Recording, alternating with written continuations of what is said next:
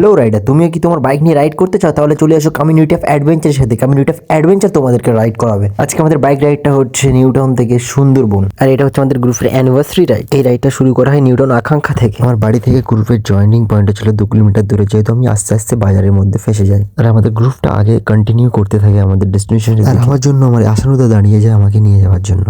তো আমরা এখন আমাদের গ্রুপ থেকে একটু দূরে আছি, তো একটু জোরে যাওয়ার চেষ্টা করি। তারপর কিছুক্ষণ আসার পরে আমরা আমাদের গ্রুপটাকে দেখতে পাই এবং আমার একটা চাই ব্রেকের জন্য দাঁড়িয়ে। চাই ব্রেকের পরে আমরা আবার আমাদের বাইকগুলোকে লাইন অফ করে সুন্দরবনের উদ্দেশ্যে বেরিয়ে যাই। টানা 70 কিলোমিটার রাইড করার পরে আমরা চলে আসি সুন্দরবন সংলগ্ন এরিয়া গদখালিতে। এখন আমাদের বাইকগুলো এখানে 2 দিনের জন্য রেখে দিয়ে আমরা চলে যাবো বোট রাইডের জন্য। বোটে উঠতেই আমাদেরকে ব্রেকফাস্ট তো পায়, আর এদের খাবার সত্যি খুবই টেস্টি। মাঝ নদীতে আসতে আমাদের গ্রুপের অ্যানিভার্সারি কেকটা কাটা হয় খুবই আনন্দের সাথে। তারপর সন্ধ্যের আগে আমরা কিছু সুন্দরবনের সুন্দর সুন্দর ভিউ দেখতে দেখতে চলে আসি আমাদের কটেজে, কেননা রাতের বেলা সুন্দরবনে বোট অ্যালাউড থাকে না। আর এই কটেজটা হচ্ছে একটা আইল্যান্ডের উপরে অবস্থিত। সন্ধ্যে নামতে কিছু নৃত্য পরিবেশন থেকে এক রাত কটেজে কাটিয়ে পরের দিন আবার বোট রাইডের জন্য ফিরে আসি। শীতকালে সকাল সকাল উঠে আসাটাও একটা কষ্টের বিষয়, কিন্তু সকাল সকাল না উঠলে এত সুন্দর ভিউ আর দেখতে পেতাম। মাঝ নদীতে আসতে কমিউনিটি অফ অ্যাডভেঞ্চারের তরফ থেকে আমাদেরকে পার্টিসিপেন্ট সার্টিফিকেট দেবে। আর কলকাতায় অনেকগুলো গ্রুপ পেয়ে যাবে, কিন্তু সবাই তোমার জন্য এইভাবে বলবে না।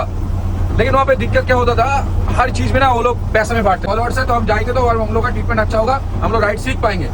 घंटा सीखोगे आप लोग। फॉलोअर्स के लिए ये सब कर रहा है। हम इसलिए बोल रहे हैं कि आप सही बंदे से जुड़े रहिए और हमेशा हेलमेट पहना कीजिए। बस এই গ্রুপের দাদারা আর মেম্বারগুলো এতই ভালো যে তোমাকে কোনো না কোনো অ্যাক্টিভিটির মধ্যে দিয়ে তোমাকে খুশি রেখেই দেবে। টানা 2 দিন বোট রাইড করতে করতে আমাদের মুখে শুধু একটাই কথা ছিল, বাঘ মামা তুমি কোথায়, তোমার দেখা নাই। সুন্দরবন ন্যাশনাল পার্কের ওখানে একটি কুমির মামা রোদ পাচ্ছিল, যার জন্য আমরা দেখতে। তারপর কিছু হরিণও দেখতে পাই।